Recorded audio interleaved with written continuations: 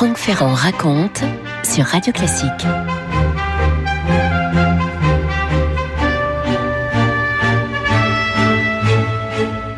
Le Phaéton est un vaisseau militaire britannique et il approche de l'île de Sainte-Hélène. Nous sommes dans l'après-midi du 14 avril 1816, encore en plein océan Atlantique. Sur le pont, Sir Hudson Lowe regarde par la lunette cette île qui est en train de se dessiner à l'horizon. Vous savez, cette espèce de morceau de roche battu par les flots. Il y a plus de 6 mois maintenant qu'il a été nommé gouverneur général de Sainte-Hélène, mais surtout, il a la mission de surveiller le prisonnier le plus dangereux aux yeux de toute l'Europe, qui a été très effrayé par le retour de Napoléon de l'île d'Elbe quelques mois plus tôt. Évidemment, il s'agit de Napoléon Bonaparte. Hudson Lowe est âgé de 47 ans à l'époque, ce qui fait qu'il a exactement le même âge que Napoléon. Il est d'une taille au-dessus de la moyenne, silhouette fine, ce qui lui donne un air peut-être un peu sec.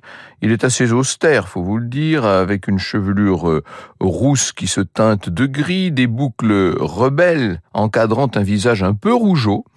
Des sourcils roux, épais, qui dissimulent en partie ses yeux, des yeux qui sont très mobiles. On pourrait dire d'une certaine manière qu'il est l'archétype de l'anglais tel qu'on l'imagine, évidemment.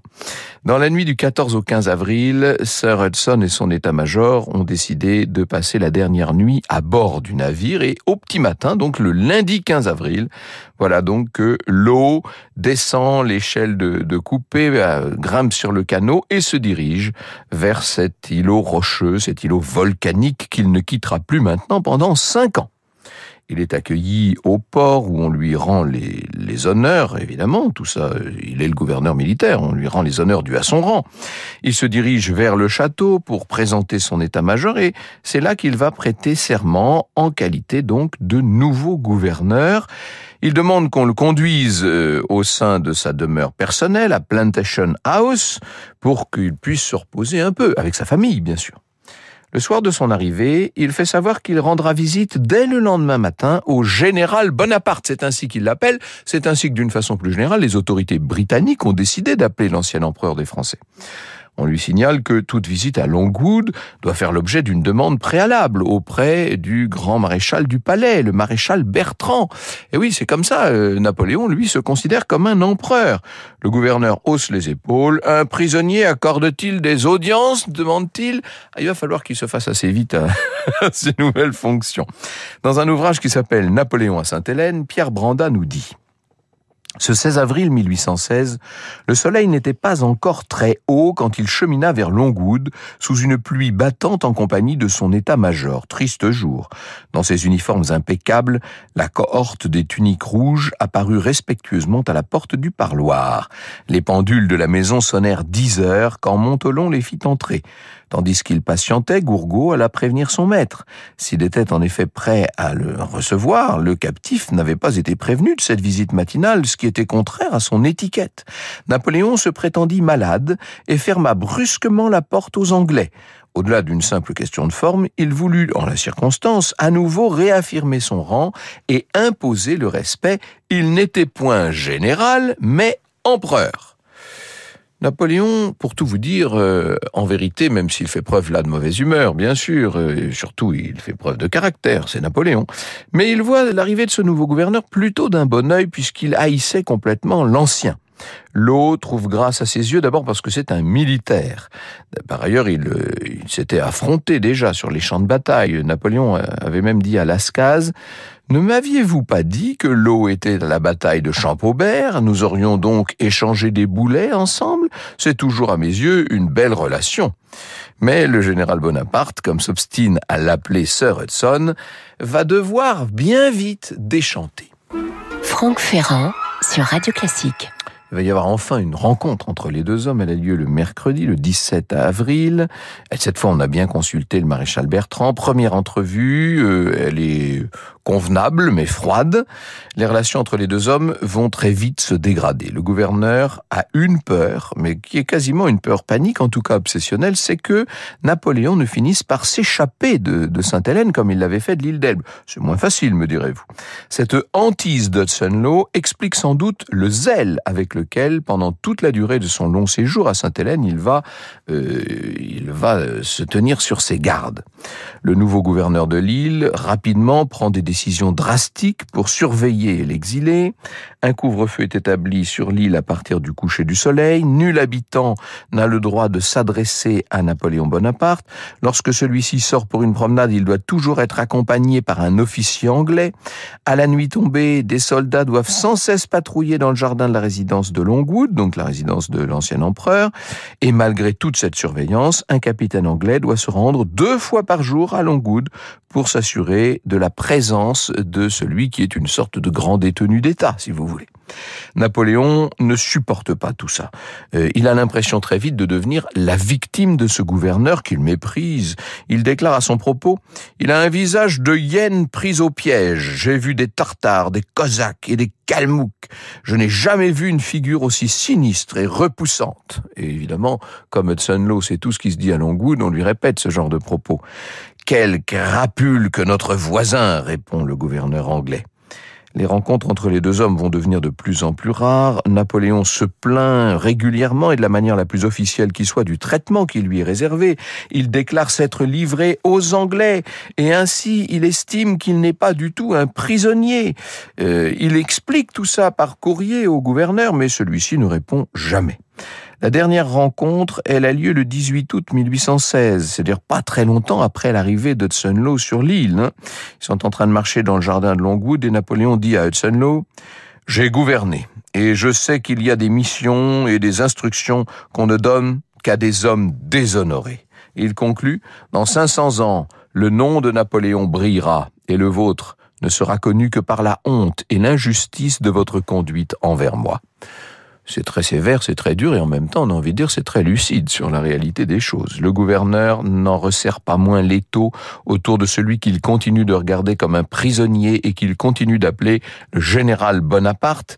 La moindre correspondance entre Longwood et l'extérieur doit désormais transiter par le bureau du gouverneur, même les notes de blanchisserie, on ne sait jamais, ça pourrait servir de message codé. Hudson Law multiplie les décisions vexatoires et à la fin de l'année 1816, on sait qu'on demande à Lascaz de gentiment quitter Sainte-Hélène. Tout ça est lié à une décision du gouverneur, en vérité. En 1818, on en fera autant avec le médecin O'Meara, qui avait peut-être qui avait eu la mauvaise idée d'entretenir avec l'empereur des relations trop suivies.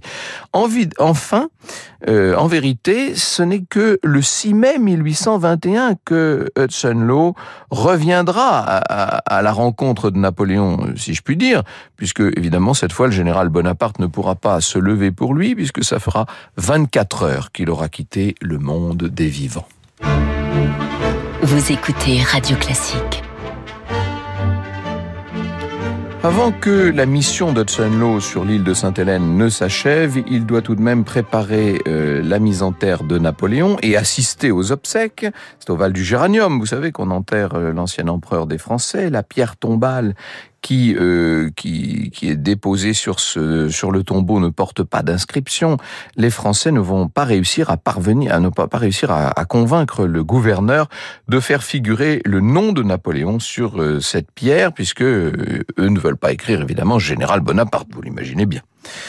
Lorsque Hudson Law, accompagné de tout son état-major, quitte la vallée, et voilà, messieurs, c'était le plus grand ennemi de l'Angleterre, dit-il à son entourage, et c'était le mien également. Mais je lui pardonne tout. À la mort d'un grand homme comme lui, on ne doit éprouver que regret et recueillement.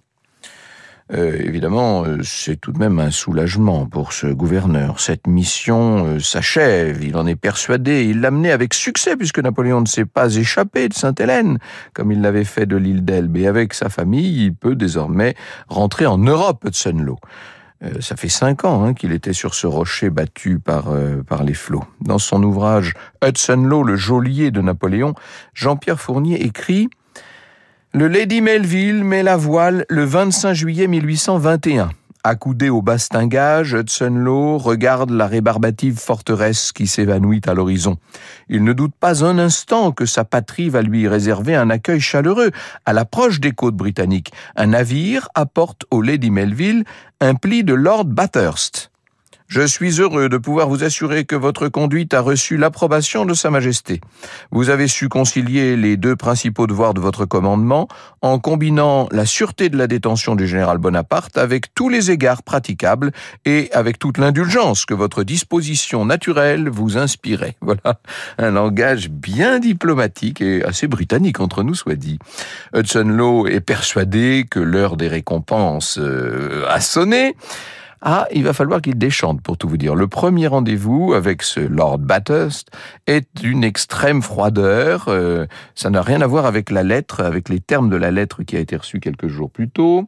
Ce n'est qu'à la mi-novembre que Sir Hudson va pouvoir rencontrer le roi George IV au cours d'une audience collective. Du reste, le roi ne le reçoit pas en privé.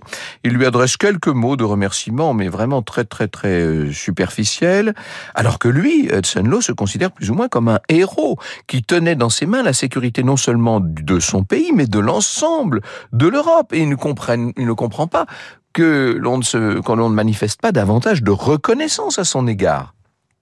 Il va falloir maintenant lui trouver un poste, une place. Alors il est nommé colonel au 93e Highlander, ce qui le déçoit, puisqu'il était lieutenant-colonel à Sainte-Hélène déjà. Le train de vie qu'il mène n'a rien à voir avec celui d'un gouverneur, évidemment. Bref, c'est tout juste, il n'en vient pas à regretter la vie qu'il menait là-bas, au milieu de l'Atlantique Sud. Et, chose incroyable, l'opinion britannique le juge très sévèrement pour le traitement un peu rude qu'il a réservé à Napoléon. Et il voit bien que lorsqu'il se déplace, lorsqu'il rencontre des gens, on le reçoit très froidement, très sèchement. Il est celui qui n'a pas su être courtois avec Napoléon. Hudson Lowe a évidemment doit assumer sa responsabilité. C'est lui qui avait pris toutes les mesures sur place. On va voir des affiches couvrir les rues bientôt, appelant tous ceux qui admirent le courage dans l'adversité à prendre le deuil. Le deuil de qui ? De Napoléon.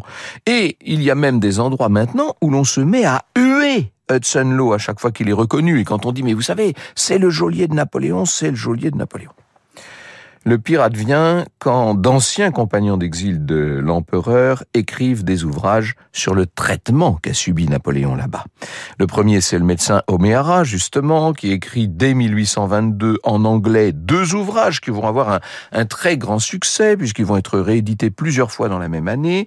Lorsqu'il se trouvait à Sainte-Hélène, ce médecin qui avait été assez proche de Napoléon avait diagnostiqué en 1818 une hépatite chez son impérial patient. Il déclarait que la cause de cette maladie était liée au climat et aux conditions de détention. Évidemment, Lowe exige qu'il modifie ses conclusions à l'époque, sauf que le médecin refuse, et c'est ce qui va lui valoir ce départ forcé de l'île en août 1818. Et maintenant, il règle ses comptes. Et le peuple britannique apprend tous les agissements de Lowe, qui alors là maintenant, non seulement n'est plus bien reçu, mais est carrément gênant. L'ex-gouverneur ne comprend pas l'engouement de son pays pour cet homme qui, à ses yeux, était d'abord une menace et était un grand ennemi, tout simplement. Or, les choses ne s'arrêtent pas là. Lascaz va publier, vous le savez, en 1823, son célèbre Mémorial de Sainte-Hélène, qui poursuit l'œuvre de réhabilitation, si l'on peut dire, d'auto-réhabilitation de Napoléon. Et pour faire de Napoléon un martyr, il fallait qu'il y ait un bourreau. Et inutile de vous dire que le bourreau, il est tout désigné. Dans un article intitulé Hudson Lowe, un portrait, le cher Peter Hicks, que j'ai grand plaisir à citer, nous dit: même si l'on a, à juste titre, critiqué l'argumentation d'O'Meara, son Napoléon dans l'exil, suivi bientôt du mémorial de Lascaz, figea durablement le portrait de Lowe.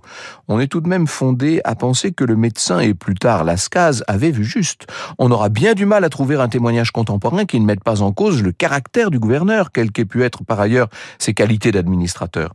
Son rôle historique n'était pas de construire des routes ou d'améliorer la distribution d'eau à Sainte-Hélène, ce qu'il fit correctement. C'était d'être un des protagonistes de la dernière bataille de Napoléon, avec l'envol de la légende, dans laquelle sa légende noire trouve une place toute particulière. Sir Hudson, compte tenu de sa vue courte et de sa rigidité, ne pouvait qu'être broyé. Il le fut d'ailleurs très rapidement de son vivant. Ah, quel accueil pour Hudson Law qui pensait être un héros du peuple britannique. Le gouvernement, à cause de lui, subit des attaques par ricochet. Qu'est-ce qu'on fait dans ce cas-là? Vous connaissez la politique. On va faire d'Hudson Law un bouc émissaire, bien entendu. On va lui faire porter le poids de cette faute. Alors que dans la réalité, c'est une faute dont le moins qu'on puisse dire est qu'elle a été partagée avec le cabinet. Hudson Law devient un tel poids, un tel boulet, comme nous dit Jean-Baptiste Galen qui a préparé cette émission, que le gouvernement britannique va devoir l'éloigner. On l'envoie loin, le plus loin possible. Franck Ferrand sur Radio Classique. Hudson Law va essayer de se défendre, évidemment, mais il est un peu impuissant face à cette espèce de mythologie qui est en train de naître, la grande légende napoléonienne. Alors il va faire un procès au docteur O'Meara, mais il perd son procès, et il en perd même plusieurs. Ses avocats n'ont pas l'air d'avoir une grande envie de le défendre, pour tout vous dire. En octobre 22, le fils de Lascaz se rend à Londres pour provoquer Hudson Law en duel.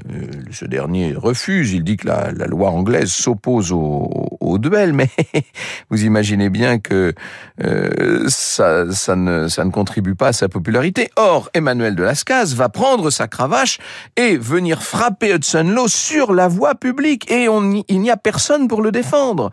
Non, c'est vraiment une descente aux enfers pour lui. On est bien obligé de rire un peu sous cap quand on voit tout ça. En 1825, on indique à Hudson Law que l'actuel gouverneur de Ceylan doit bientôt prendre sa retraite, et on lui propose de se rendre là-bas pour se préparer à prendre la suite. Law décide de partir par voie terrestre, et durant son très très long périple, il va plusieurs fois risquer sa vie parce qu'il y a un peu partout sur le chemin des bonapartistes qui veulent attenter à ses jours. À Constantinople, par exemple, il y a un homme qui va carrément ravager son appartement et qui l'attend de pied ferme. Il veut, dit-il, tuer l'empoisonneur de Napoléon. Law, parce que entre-temps, toute l'histoire de l'empoisonnement a fait florès, bien entendu. Law est prévenu de cet affront et d'autres, évidemment. C'est ainsi que il va y avoir pas mal d'incidents sur sa route et qu'il va se trouver dans une situation de plus en plus difficile. Il arrive complètement épuisé à Ceylan. Il croit que là-bas tout va aller mieux, mais non. Même à Ceylan, à l'autre bout du monde, si l'on peut dire, la mémoire de Napoléon le rattrape. Alors qu'il y est depuis une année seulement, on lui fait parvenir un livre de Walter Scott, le plus grand, le plus célèbre écrivain britannique de l'époque, qui vient de faire paraître un ouvrage nommé « Histoire de Napoléon Bonaparte ». C'est la première biographie de l'empereur en anglais. Hudson Law se précipite sur les derniers chapitres et il n'échappe pas évidemment à la critique habituelle. Il est accusé, je cite Walter Scott, Sir Walter, d'avoir cédé à son mauvais caractère, changé trop fréquemment les règlements, agi avec beaucoup d'anxiété pour remplir la tâche qu'on lui avait confiée et considérer Napoléon comme un objet de ressentiment et de représailles. Ah, décidément, la vie d'Hudson Law sera définitivement marquée par ce passage à Sainte-Hélène et par ce qu'il a fait à Sainte-Hélène. Franck Ferrand sur Radio Classique. Il est un peu irrité, c'est plus qu'irrité, il est scandalisé par les accusations de Sir Walter Scott, notre Hudson Law, donc il demande l'autorisation de rentrer en Angleterre pour venir défendre son honneur, mais avant même de recevoir la réponse, le voilà qui part pour Londres. Et sur son chemin, il est malmené à l'île Maurice par une foule de bonapartistes. Ensuite, il fait une escale de 3 jours à Sainte-Hélène. On ne sait pas s'il va se rendre sur la tombe de son ancien prisonnier au Val du Géranium, mais tous ceux qui sont favorables à la thèse de la substitution des corps précisent bien que lorsqu'il repart de Sainte-Hélène, après y avoir passé près de 3 jours, Hudson Law remporte le corbillard de l'empereur, rideau fermé. Alors est-ce qu'il y avait la bière de Napoléon? Est-ce qu'il a dans cette affaire servi d'homme de main au roi Georges IV? Peut-être pour rentrer en grâce? Ça, l'histoire ne le dit pas et je m'empresse de refermer la parenthèse. Il finit par arriver à Londres où on n'était pas du tout pressé de le recevoir. On lui intime l'ordre de retourner d'où il vient, là-bas, à Ceylan, et on lui dit que, pour essayer de le rassurer, on lui dit qu'il sera bientôt gouverneur de l'île. Seulement, dès son départ, les conservateurs qui le soutenaient jusqu'alors perdent les élections. Ce sont les Whigs les libéraux qui les remplacent et qui n'ont pas du tout l'intention de nommer celui qui a été le geôlier de Napoléon à un quelconque endroit. Et même si c'est à des lieux et des lieux du Royaume-Uni. Finalement, Hudson Law quitte définitivement Ceylan en 1831. Il lutte avec le bureau colonial pour recevoir la pension qui lui est due. Sa femme décède l'année suivante. Là, on est donc en 1832. Et c'est un homme seul, c'est un réprouvé d'une certaine manière, qui vit dans un modeste appartement de Londres en 1840. Dans les journaux, il lit tout le compte-rendu des cérémonies qui ont été organisées pour le retour des cendres de Napoléon à Paris. Et vous imaginez bien qu'en 1840, si j'ose dire, on en remet une couche. Jamais la légende napoléonienne n'a été si florissante et jamais la mémoire d'Hudson Law, donc, n'a été à ce point flétrie. C'est un homme flétri, oui, meurtri, qui va mourir le 10 janvier 1844 à 74 ans. 8 ans après sa mort, un de ses fils va publier les nombreuses pages que son père avait noircies. 4 tomes très épais, qui n'avaient qu'un but, bien sûr, défendre la mémoire d'un gouverneur face à celui que, jusqu'au-delà de la mort, il n'aura cessé d'appeler le général Bonaparte. Vous écoutez Radio Classique.